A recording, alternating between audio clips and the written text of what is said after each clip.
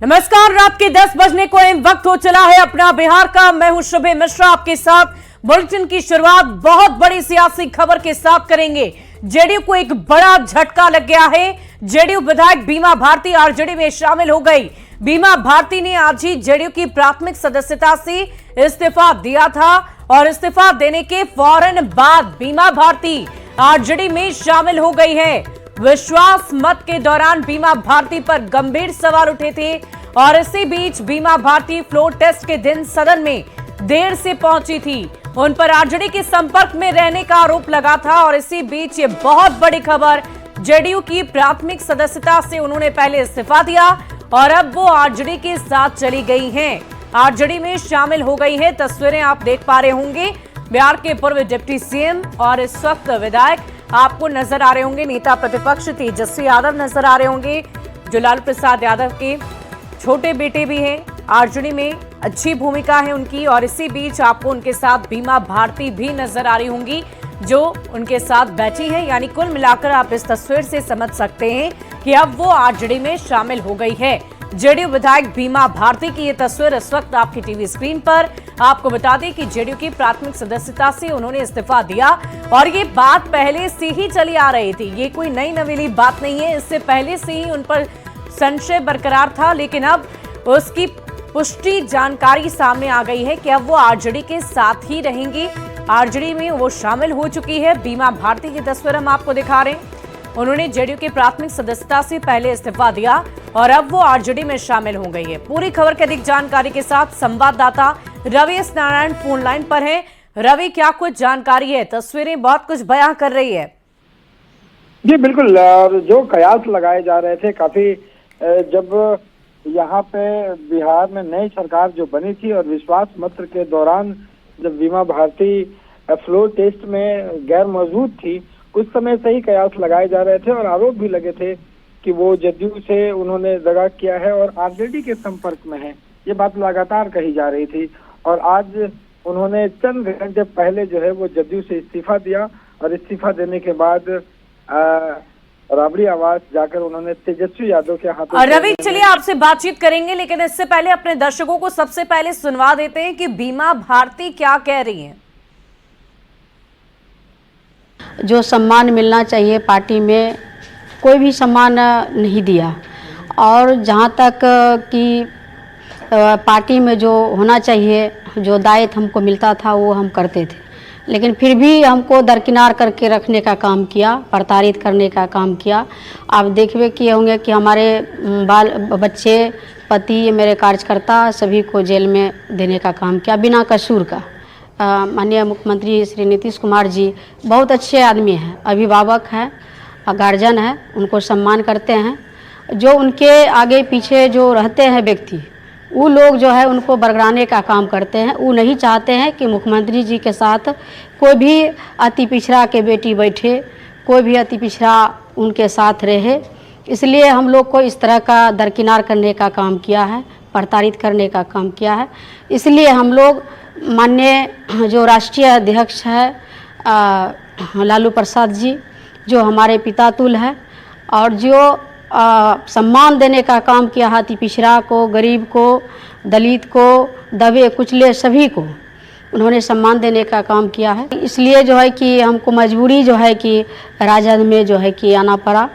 कहीं ना कहीं तो जो हमारे पुराना घर है उसमें हम वापसी लिए, पुराने घर में आ गए हैं और हमारे जो नेता है, हमारे जो माननीय पूर्व मुख्यमंत्री हमारे राबड़ी देवी जी हैं और हमारे भाई जो नेता विरोधी दल तेजस्वी जी है और सभी के शरण में हम आ गए हैं।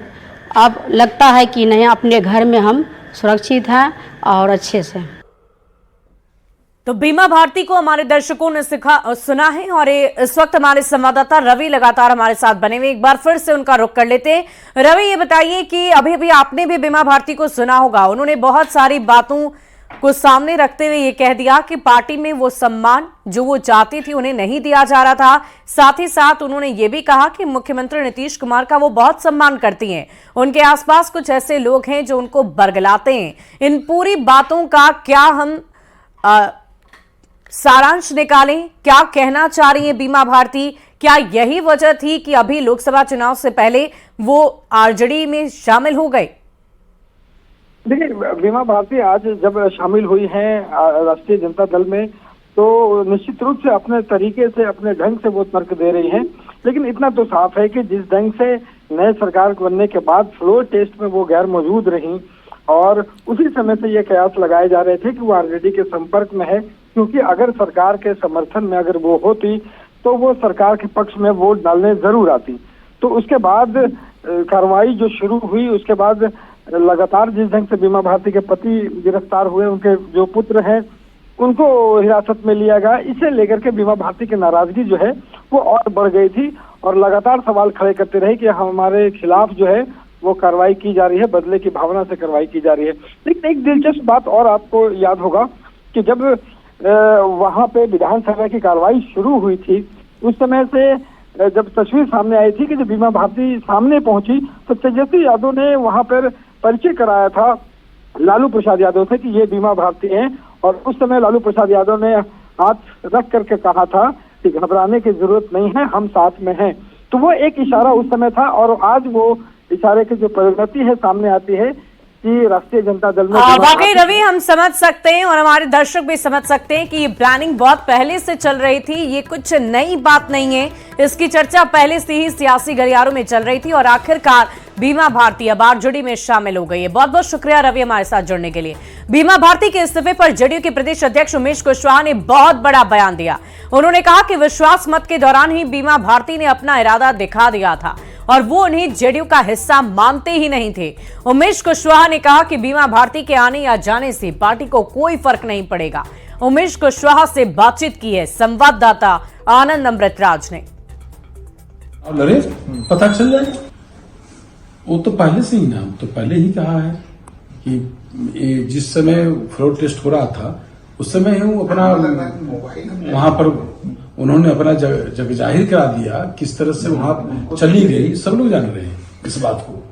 तो ये थे हमारे साथ जेडीयू के प्रदेश अध्यक्ष उमेश कुशवाहा। आनंद अमृतराज, न्यूज 18 नेटवर्क, पटना।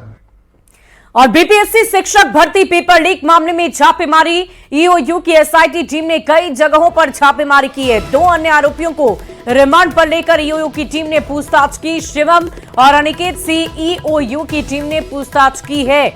शिवम और अनिकेत को हजारीबाग से गिरफ्तार कर लिया गया था। ईओयू की पूछताछ के दौरान सामने कई तरह की अहम जानकारियां आई।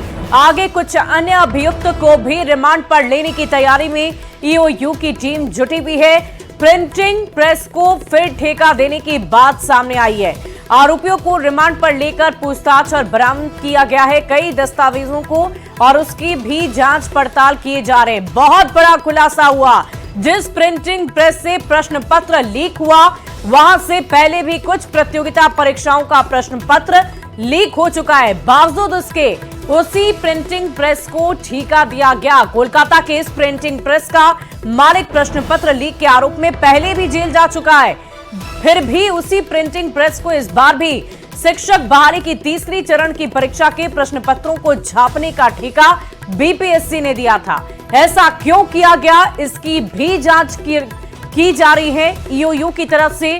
अब आप ये सोच सकते हैं कि आखिर इतनी बड़ी लापरवाही बीपीएससी की तरफ से, बिहार लोक सेवा आयोग की तरफ से यही कहा जाता रहा है कि हम पूरी पारदर्शिता के साथ कदाचार मुक्त परीक्षा पूरी करवाएंगे, लेकिन इसके बीच ये इतनी बड़ी गलती कैसे हो जाती है, इसकी पूरी जानकारी लेंगे संवाददाता अमित से। हमारे संवाददाता अमित जुड़े हुए हैं। अमित, ये बताइए कि आखिर इतनी बड़ी लापरवाही कैसे हो जाती है आयोग की तरफ से, जब ये जानकारी हो कि प्रिंटिंग प्रेस वही है जिससे पहले भी धांधली हो चुकी है, प्रश्न पत्र लीक हो चुके हैं। देखिए, बिल्कुल ये समझ से परे है कि जब प्रिंटिंग प्रेस पर पहले से इस तरह के मामले में आरोप लगे हैं और पुलिस के द्वारा कार्रवाई की गई है, कानूनी कार्रवाई के तहत जो है प्रिंटिंग प्रेस के मालिक जो है वो पहले भी पेपर प्रश्न पत्र लीक मामले में जेल जा चुके हैं, तो उसके बावजूद बीपीएससी ने ये ठेका, ये टेंडर जो है उन्हें कैसे दिया। जो बीपीएससी टीआरई सीरी का पेपर छपने वाला था उसकी जो कह सकते हैं कि टेंडर उन्हें क्यों दी गई, इसकी भी जांच अब ईओयू करेगी। और अभी जो पूछताछ हुई है ईओयू ने जो 5 अभियुक्तों से, अलग अलग पूछताछ की है, उसमें कई तथ्य जो है सामने आए हैं, जिसमें से एक बड़ा तथ्य ये भी है कि जिस प्रिंटिंग प्रेस में कोलकाता में ये प्रश्न पत्र छपने गया था, उस पर पहले से ही जो है आपराधिक मामले हैं, प्रश्न पत्र लीक करने से जुड़े हुए जो आपराधिक मामले हैं वो दर्ज हैं, और उसके ऑनर जो है वो जेल की हवा भी खा चुके हैं। फिर भी बीपीएससी ने ये प्रश्न छपने के लिए वहां क्यों भेजा, तो ये अब जांच का विषय है। जांच जो है वो ईओयू के अधिकारी कर रहे हैं, और फिलहाल सबसे बड़ा खबर जो है वो न्यूज़ 18 अपने दर्शकों को बता रहा है कि ये कहीं न कहीं एक बड़ी साजिश थी, और इसी साजिश के तहत पहले उन्हें टेंडर दिया गया और फिर अमित, एक बात और गौर फरमाने वाली है, क्योंकि इससे पहले भी जो खबर आपने अपने दर्शकों तक पहुंचाई थी कि बीपीएससी के भी कुछ अधिकारी हैं जो इस पूरे मामले में शामिल होने की आशंका उनकी भी जताई जा रही है, तो क्या हम इसे रिलेट कर सकते हैं कि क्या उन्हीं अधिकारियों के नेतृत्व में इसी प्रिंटिंग प्रेस को ठेका दिया गया हो, जबकि ये पहले से विवादों में रहा है? देखिए, निश्चित तौर पे भी आप और हम इससे पहले भी इस खबर को लेकर के लगातार बातचीत करते रहे हैं, दर्शकों को खबर बताते रहे हैं। जो सबसे पहली जानकारी हमने दी थी कि बिना बार कोड के जो है प्रश्न पत्र लीक किए गए थे, पेन ड्राइव से जो है वो कोड दे करके प्रश्न पत्र लीक करवाए गए थे, और उसमें जो बीपीएससी के अधिकारी हैं वो 4-5 अधिकारी जो है उनकी संलिप्तता सामने आ चुकी है अब तक, और कहीं न कहीं अब ये प्रमाणित भी हो रहा है, क्योंकि जब ये प्रिंटिंग प्रेस जो है कोलकाता जहाँ पे ये प्रश्न पत्र छपने गया था, जब उसके विरुद्ध इस तरह के पहले से आरोप लगे हैं और आरोप पे जेल की हवा जो है उसके ऑनर ने खाया भी है, फिर भी उन्हें क्यों ये टेंडर दिया गया, तो ये कहीं न कहीं जांच का विषय है। और बिना बीपीएससी के जो अधिकारी जो टेंडर प्रक्रिया में शामिल थे, या जो इस बात को भली भांति जान रहे थे कि जो ऑनर है प्रिंटिंग प्रेस के, वो इस मामले में पहले जेल की हवा खा चुके हैं, फिर भी उन्हें क्यों टेंडर दिया गया, तो कहीं न कहीं अधिकारी वाकई अमित, ये तो जांच का विषय है, और कहते भी हैं कि प्रत्यक्ष को प्रमाण की जरूरत नहीं होती, लेकिन अब इन सब के बीच अलग अलग बीपीएससी आयोग की तरफ से जो भी अधिकारी इसमें शामिल हैं उन पर सख्त कार्रवाई की जाएगी। फरियादी के साथ मारपीट के मामले में दरभंगा के हायाघाट विधायक रामचंद्र प्रसाद की मुश्किलें अब बढ़ सकती है। दरअसल कल तक सोशल मीडिया पर वायरल हुआ था एक वीडियो, जिसमें विधायक के बेटे पर एक फरियादी की पिटाई का आरोप लगाया गया। आरोप है कि भोला यादव नाम का युवक अपने इलाके में नाले और सड़क बनाने की मांग को लेकर विधायक के पास पहुंचा था, और इसी बीच दोनों के बीच बहस हो गई। विधायक के बेटे ने उसकी पिटाई कर दी, और अब पीड़ित ने इसकी लिखित शिकायत पुलिस से कर दी है। विधायक और उनके बेटे के खिलाफ मामला दर्ज हुआ है। पीड़ित का आरोप था कि उसका आवेदन नहीं लिया जा रहा था, तो पुलिस इस पूरे मामले की जांच की बात कर रही है। नहीं दिखाया करो, बीजेपी का ताकत ले लीजिए, न लेने से संबंधित आवेदन। और हमको लगता है कि वो कोई साजिश के तहत या किसी चक्रव्यूह में फंसाने का बात हो, या कोई ऐसा कोई जान मारने का धमकी का विषय हो, ऐसा हो सकता है, लेकिन हम बात को समझ नहीं पाए। वो पूरा वीडियो बनाते रहे, वो वीडियो बना रहे थे, लड़का ने डांटा, इसी पर वो हमें लड़का सुलझ गया। यही उस वीडियो में दिख रहा है जो जांच करके उचित कार्रवाई करने के लिए निर्देश दे दिए। तो वीडियो पुलिस के हाथ आया है क्या? जो मेरे पास नहीं है, बट हमको स्वास्थ्य सूचना मिला तो हम थानाधीश को निर्देश दिए। सर, पीड़ित का कहना कि आवेदन नहीं लिया जा रहा थाना पर, ये मैं उसको चेक कराऊंगा। मैं थानाधीश को निर्देश दे दिए, जो भी विधि सम्मत कार्रवाई करने के लिए हम को निर्देश दे दिए।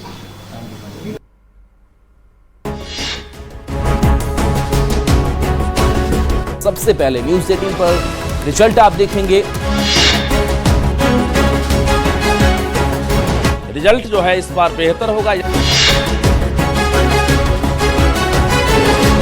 कैसा लग रहा है आपको, कैसा महसूस हो रहा है? आप टॉपर हैं। बहुत खुशी हो रही है सर।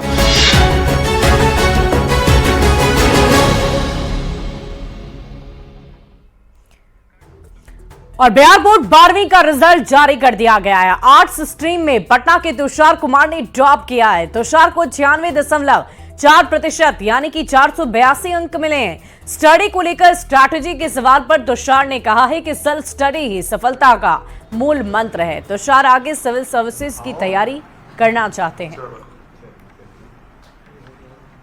कॉलेज ऑफ कॉमर्स का इस बार सबसे बेहतर रिजल्ट रहा, जहां एक साथ 3 टॉपर मिले हैं। यानी टॉप 5 की सूची में कॉलेज ऑफ कॉमर्स के 3 टॉपर शामिल हैं, जिसमें हमारे साथ तुषार कुमार हैं जो आर्ट्स के स्टेट टॉपर बने हैं। क्या लक्ष्य था आपका? सर, मेरा लक्ष्य तो सिविल सर्वेंट बनना है। अच्छा, मतलब ये उम्मीद थी आपकी कि स्टेट टॉपर हो जाएंगे आप? नहीं सर, ये उम्मीद तो नहीं थी कि स्टेट टॉपर बन जाएंगे, बट ये पता था कि रिजल्ट बढ़िया आएगा यही उम्मीद थी बस। कितने घंटे पढ़ाई करते थे? सर 4-5 घंटे पढ़ाई किया करते थे। अच्छा, ये बताइए कि जिस प्रकार से कदाचार मुक्त परीक्षा को लेकर लगातार जो नए नए सिस्टम डेवलप किए गए, उसका कितना फायदा मिला मेधावी स्टूडेंट्स के लिए? सर बहुत फायदा मिला, और कॉलेज इसके वजह से रोज अच्छे से क्लासेस होती थी, और कॉलेज हम रोज आते थे तो टीचर्स का भी बहुत सपोर्ट मिला। और कहीं कोचिंग भी पढ़ते थे आप? नहीं, कोचिंग नहीं सर, सेल्फ स्टडी ही किए जाते। कॉलेज ऑफ कॉमर्स के प्राचार्य भी हमारे साथ हैं, जो चेहरे पर देख सकते हैं कि कलरफुल जो अबीर है वो लगाकर अभी उत्साह जो है एक तरह से जाहिर कर रहे हैं। कितनी खुशी हो रही है, एक साथ 3 बच्चे टॉपर बने हैं। सर्वप्रथम तो न्यूज 18 परिवार को मैं धन्यवाद देता हूं कि हमारे बच्चे टॉपर बने, आपने आने का कष्ट किया है। तो इस परिसर में मैं आपको पहले तो स्वागत करता हूं। आज हमारे लिए दोहरी खुशी है, आपने ठीक कहा है, इसलिए कि आज के बाद होली छुट्टी हो रही है तो हम लोग रंग का थोड़ा सा जो है उसका भी असर है। हमारे सारे टीचर हैं।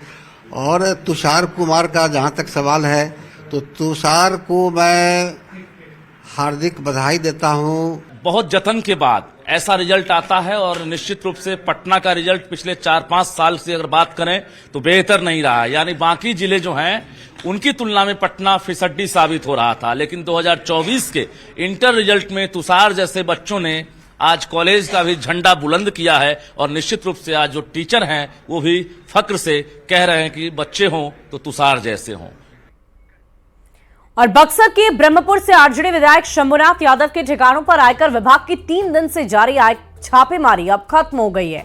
बीते 3 दिनों से शंभुनाथ यादव के 5 शहरों के 22 ठिकानों पर आयकर विभाग की छापेमारी चल रही थी। कार्रवाई के दौरान सोन हरदेव इंटरनेशनल स्कूल की जानकारी मिली। आयकर विभाग के सूत्रों से मिली जानकारी के अनुसार इसका संचालन जिस ट्रस्ट के अंतर्गत किया जाता है उसका निबंधन रद्द होगा। इस ट्रस्ट में बहुत बड़ी संख्या में निवेश के अलावा इसके पैसे का उपयोग निजी व्यवसाय में करने की बात सामने आई है। ट्रस्ट में जितने लोगों ने दान किया उनकी राशि का उपयोग इन्होंने अपनी आटा मिल के अलावा अन्य व्यवसायों को बढ़ाने में कर दिया, जो ट्रस्ट के नियमों का उल्लंघन है। इस कारण इनका निबंधन रद्द किया जाएगा, और इन्होंने जितनी राशि दान के तौर पर अपने ट्रस्ट में ली है उन सभी पर टैक्स वसूले जाएंगे। आयकर की जांच में करोड़ों की टैक्स चोरी सामने आई। टैक्स में हेराफेरी करने और कैश में लेन देन से संबंधित बहुत बड़ी संख्या में दस्तावेज बरामद हुए। खबर अरवल से आपको बताएं, जहां जनकपुर में रेड लाइट एरिया में पुलिस की छापेमारी हुई, जिसमें 14 लड़कियों को हिरासत में लिया गया है। 10 दलाल को गिरफ्तार किया गया। जानकारी के अनुसार दलाल लड़कियों से जबरन देह व्यापार कराया करता था। चलिए सूचना मिली थी कि ये एरिया रेड लाइट एरिया है, और इसी सूचना सत्यापन के लिए हम लोगों ने रेड किया है और कुछ लोगों को पकड़ा भी गया है। लेकिन अभी सत्यापन किया जा रहा है, उनका वेरीफाई किया जाएगा वो लोग कहाँ के हैं, उसके आगे अगर तक कार्रवाई की जाएगी अगर कोई भी संदिग्ध दिखते हैं तो। और फिलहाल इस बुलेटिन में अभी के लिए बस इतना ही, लेकिन न्यूज़ 18 बिहार झारखंड पर खबरों का सिलसिला लगातार जारी है।